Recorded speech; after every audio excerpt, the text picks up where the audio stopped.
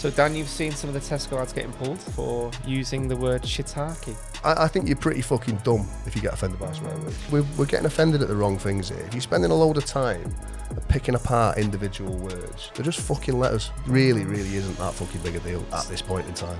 If you really did give 4 of your next suit blazers that you've outgrown to tramps to keep them warm and you took a picture of yourself, it's shitty doing that for the picture. If you're going to do it, just do it. Don't post it online, right? You can do a good deed. You can do a good deed and post it online. It's still a good deed. It's just a bit more wanky. But to not do a good deed and then post it online and pretend that you've done it, you're a liar, as well as being just shitty. This is the Views My Own podcast, where we share our honest views on sales and marketing and hopefully help you improve your business. Most of us swear in everyday life, but when is it okay to do so in your marketing? Recently, we've seen big brands like Tesco have their ad campaigns pulled because they've had numerous complaints to the Advertising Standards Agency. So is it a good idea to be swearing in your marketing? Are there some words that are more acceptable than others? Or is all of it just bollocks? So Dan, you've seen some of the Tesco ads getting pulled? Yep.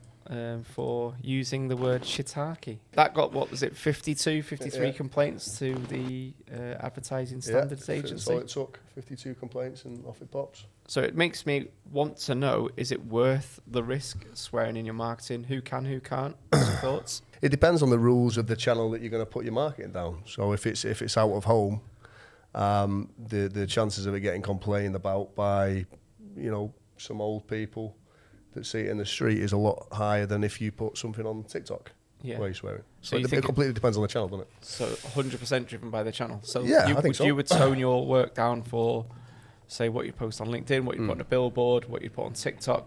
Would you have 3 very different marketing strategies? No, not necessarily, because actually you've got to remember the impact of it being taken down is sometimes greater than the impact of the campaign itself. So for instance, Tesco put it up. How many people are talking about it? We put it on this episode. It's all over LinkedIn. I've booted off about it. Loads of people have booted off about it. Yeah. It's probably arguably that campaign's done miles better than it would have done had this not happened.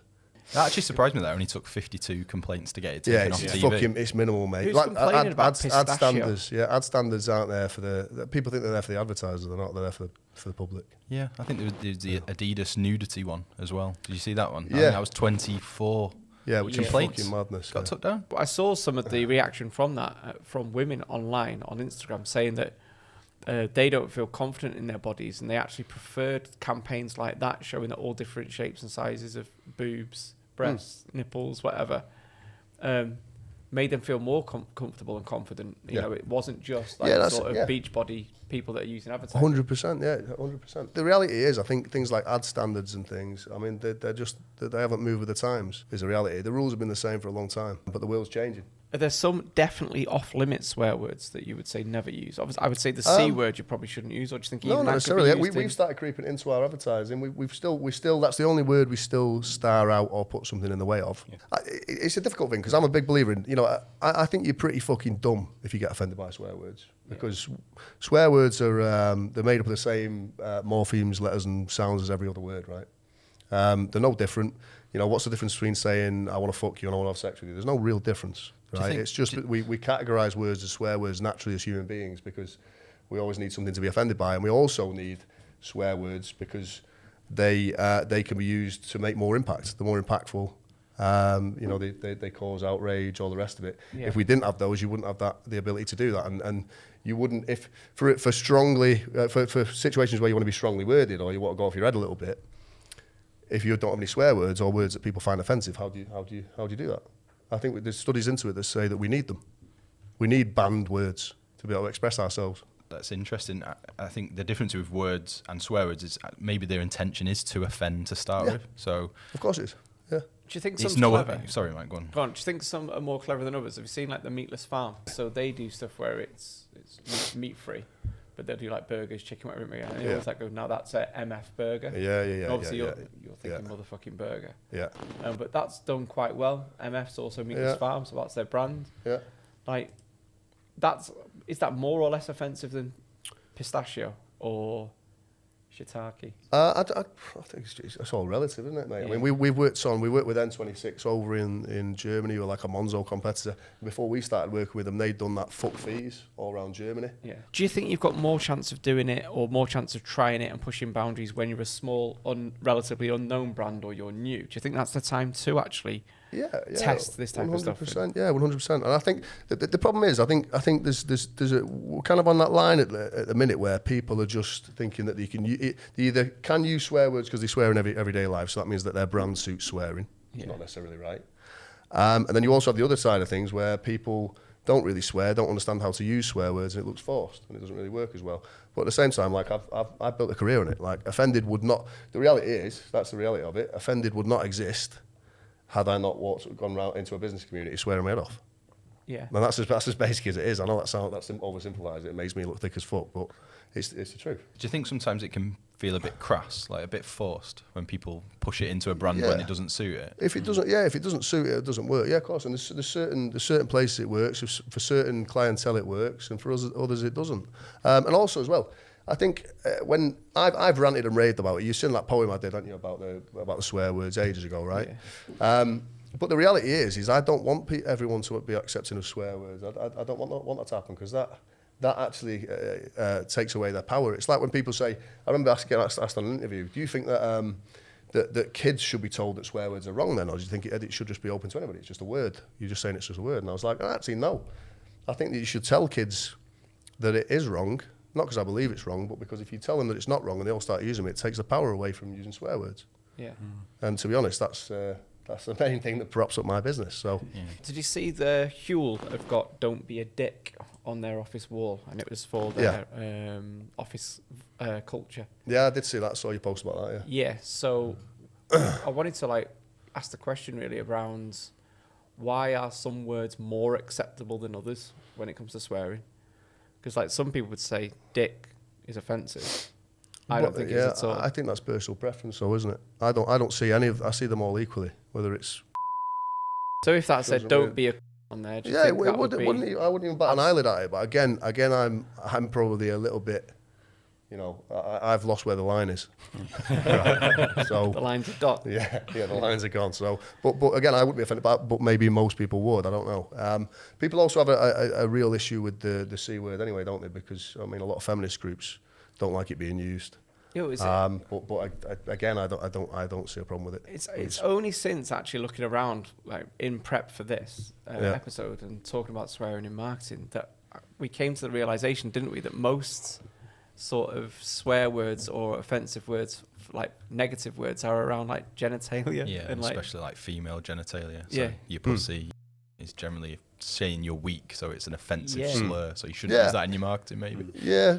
I kind of get that. If you didn't see it, we wanted to test if the same reaction, would we get the same reaction as Huel did? So we got "Don't be a fanny."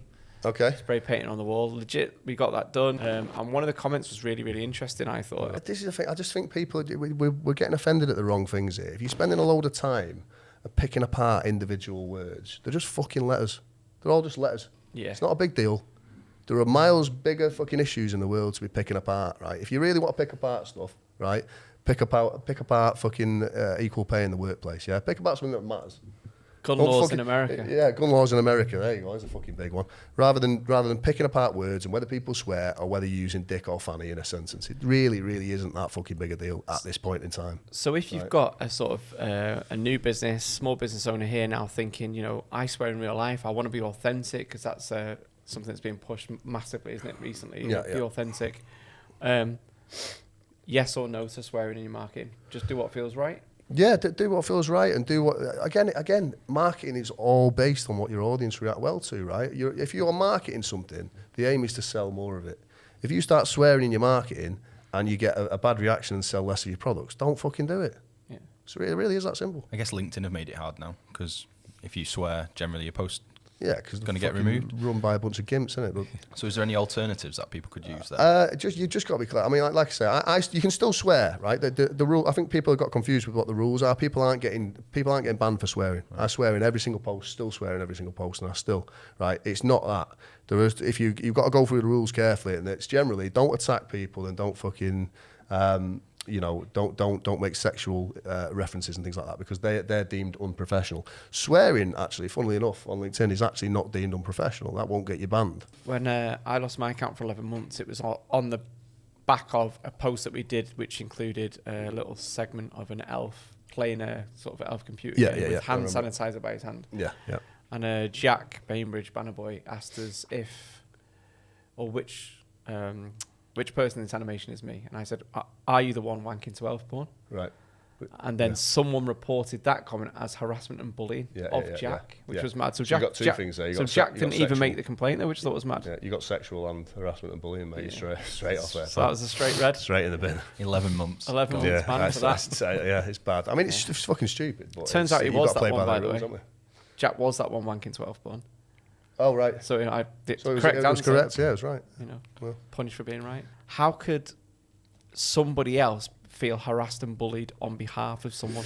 Well, this is the line we're on. See what I mean? Like, so Jack's not reported it. No, this is the line we've got, though, isn't it? This is a problem with society at the minute, particularly online, is that you've got people being offended on behalf of other people without knowing context. You can't be offended. You've got to have context on the situation. You don't know whether someone knows someone, how well they know someone, how they speak to each other, if they call each other dickheads all the time.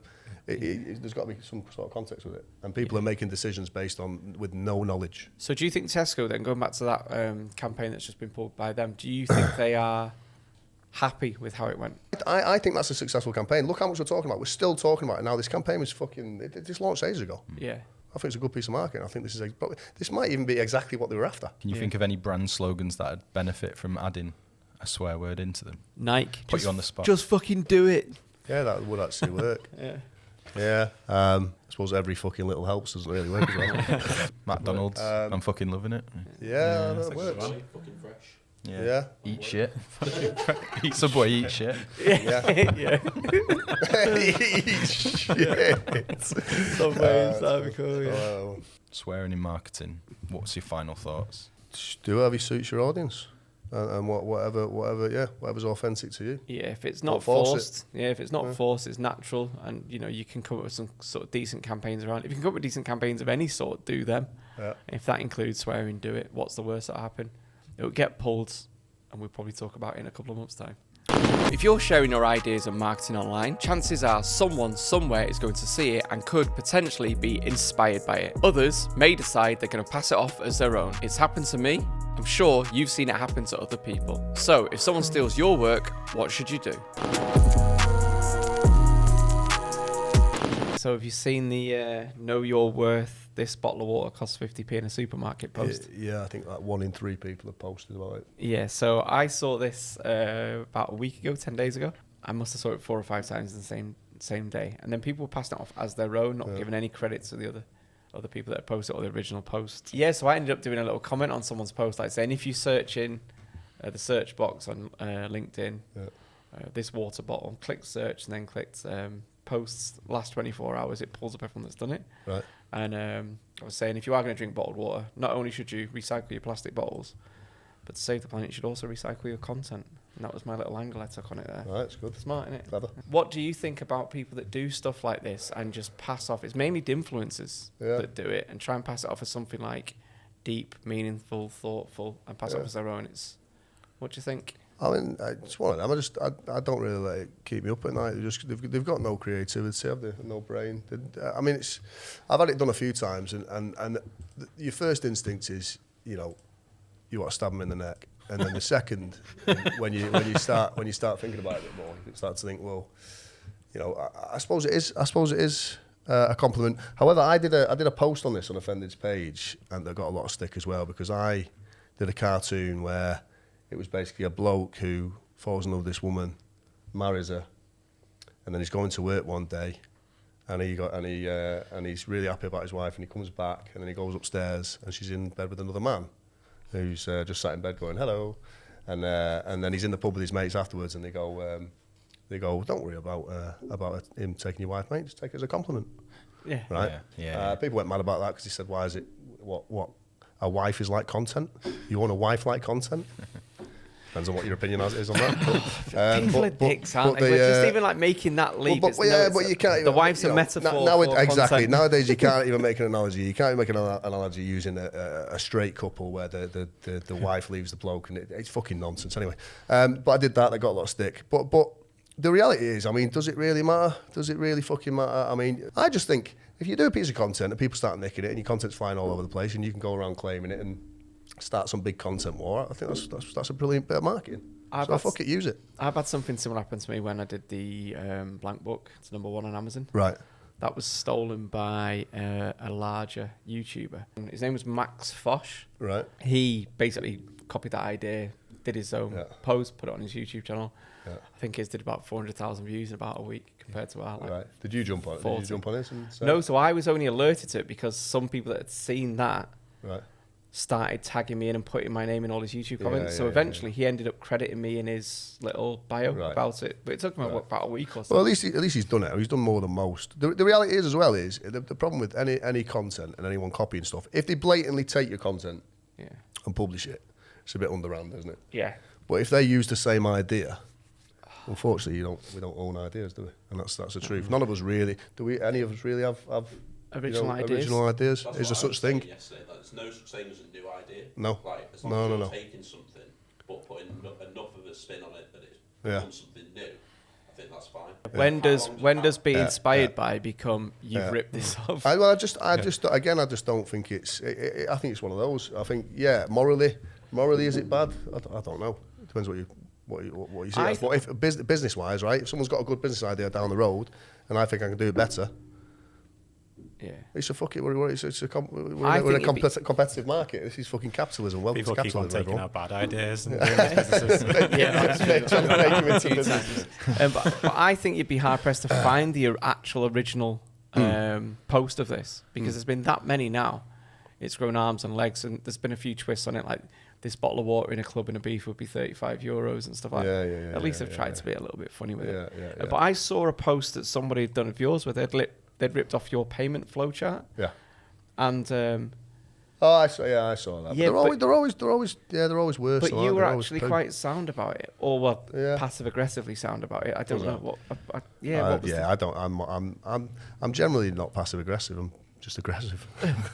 So like I don't know what. Did you think that was a piss take? Like, come on, mate, you've literally right-click, saved my actual image that we've created, and then you just put it in your. I mean, you want to be a poor man's Dan Kelso, I'll be a poor man's Dan Kelso too. Comedians suffer from this, don't they? They're joke theft. Well, didn't Peter Kay, and I might be completely making this up because I make a lot of shit up, but Peter Kay, I believe, was banned from all the northern comedy circuits because a lot of his original stuff he went round and nicked off other people. Am I making that up? I think Dave Spikey and him fell out, didn't they, over something similar? Right, is that right? Okay. I remember being told by a comedian that said some established comedians run joke workshops for aspiring comedians to come to. So you might come for a day and then you try writing jokes. There might be like 15 of us will pay to be here. Yeah. We all write jokes, you all test them out, and it's under the guise of a joke workshop. But the established comedian then basically takes the best 50 jokes and thing. Right. And he's doing them on tour and on his DVD Christmas special. Right. You know, like 6 months down the line. So that's rife in energy. I think it will always happen in every industry. It'll happen in comedy. It'll happen, and we've had something similar happen with Netflix when we did the Entrepreneur Formula, and then they went and did Money Explained to just basically cut us out of the middle bit when we helped them create that. I've had it done with my posts as well.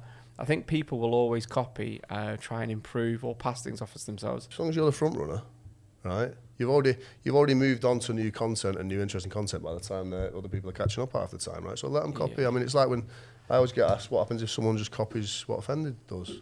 Then I'll just fucking swear more. I'll literally windmill my dick on LinkedIn if I have to stay ahead of the competition because they won't do it. They won't copy us. We've been there at low points. Have you?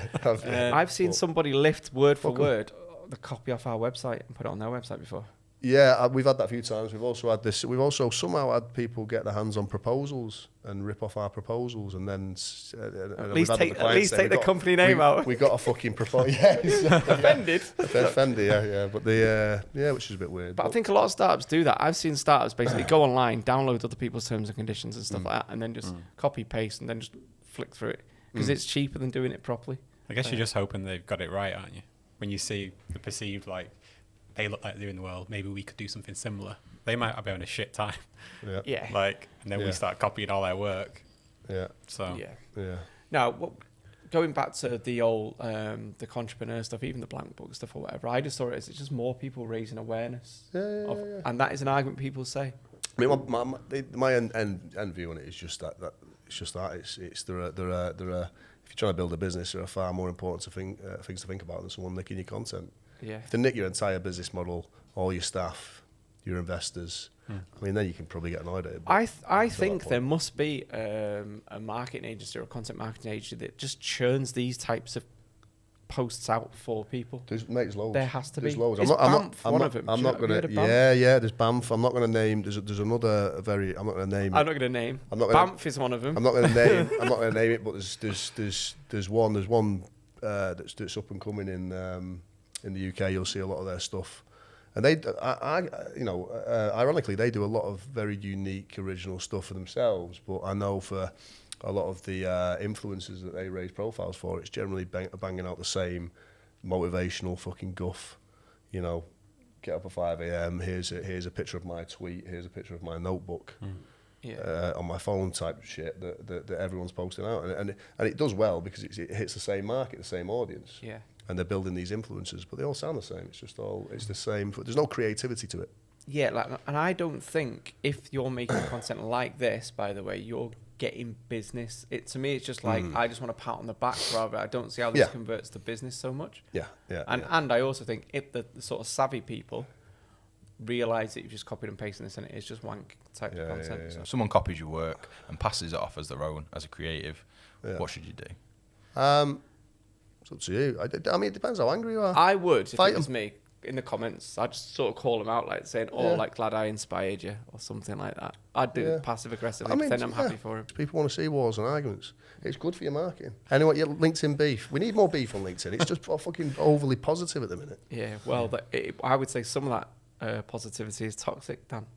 Toxic positivity is absolutely rife online. The early risers, the humble braggers, virtual signalers, if you dare call it out, you're labelled as negative or even a troll or bully. But blind positivity is dangerous. It can make people feel shit about their own lives and lack of achievements. So if you're a business owner that doesn't think that you're doing enough to be successful, how should you deal with toxic positivity?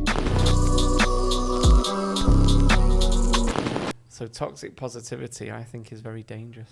I think it makes it undermines people. They think they're not working hard enough. They're not doing the right things. They're not good enough.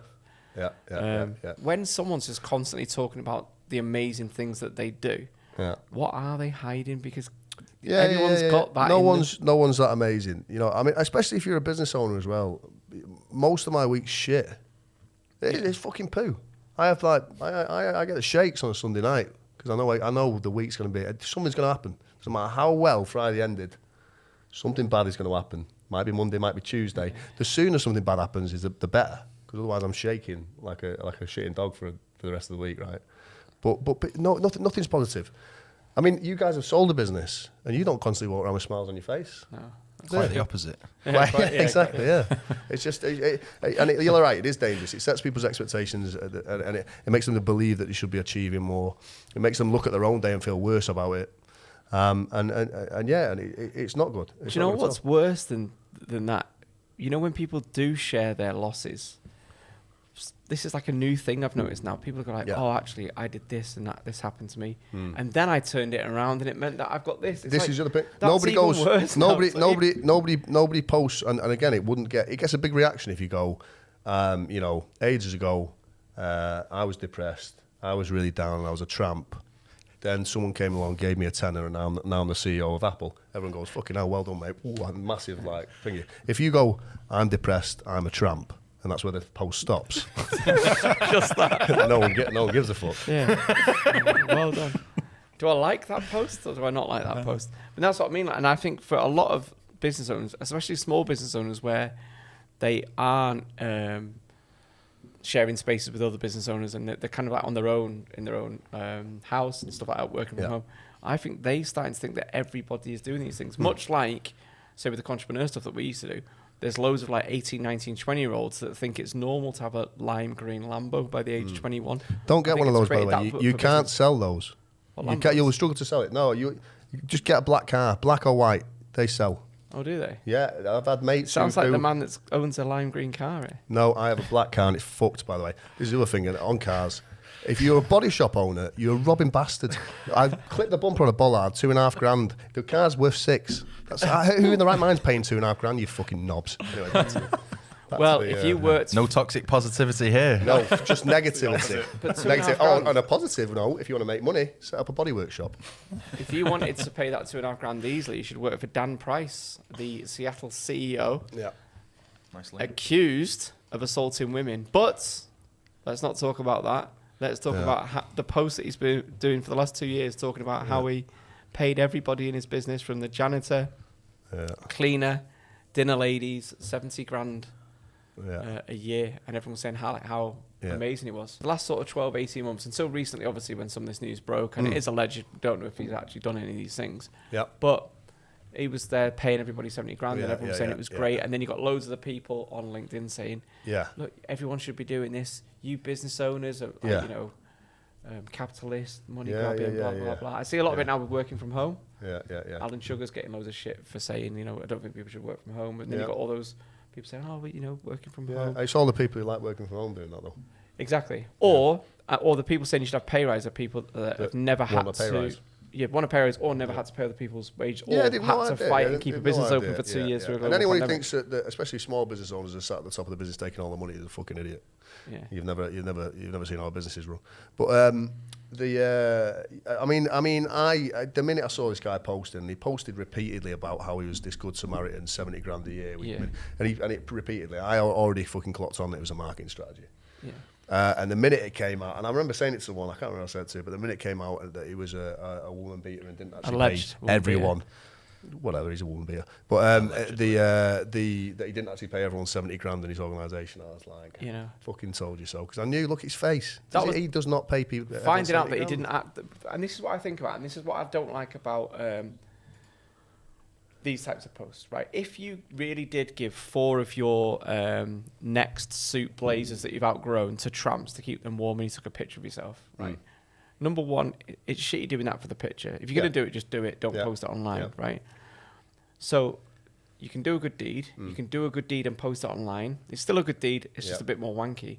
But to not do a good deed and then post it online and pretend that you've done it is the shittest of all 3 options. It is ridiculous. It is. And I think it's just... Do you know what I mean? Like, that's even worse. Not only are you you're a liar as well as being just...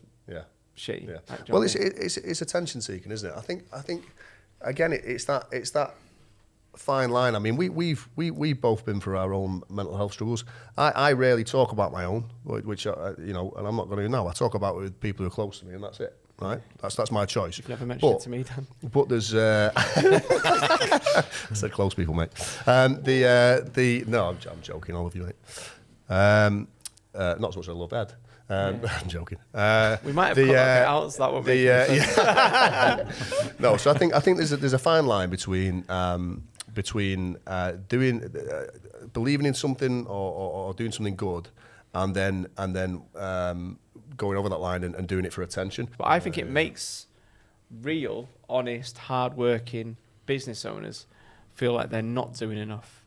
They're not paying staff enough money. They're not being flexible enough. They're not letting them. They're not giving them the right opportunities. Not growing their business fast enough. I think it actually damages people that, in theory, are looking up to these business leaders for actual real guidance. I genuinely believe that. It is having a damaging effect. People want to know that, you know what? Sometimes you're not going to hit your targets, and sometimes that, you know what, you would love to give all your staff a pay rise, but unfortunately you've lost a big contract somewhere, or the pandemic has meant that you've lost opportunities, or you've not grown how you'd like to. I think people want to hear those stories so they know that, I'm still on the journey, I'm still on the right path. It could still come good. But you don't need to be up at 5:30 in the morning. You don't need to be doing charity work. You don't need to be, doing Rosetta Stone in your free time and learning another language and shit. No, you don't. Thanks for watching the Views My Own podcast. If this is your first time here, don't forget to subscribe to the channel and leave your comments below. And also, we've got an online community that helps you improve your marketing, get better at sales, and make your business a little less shit. Click the link in the description.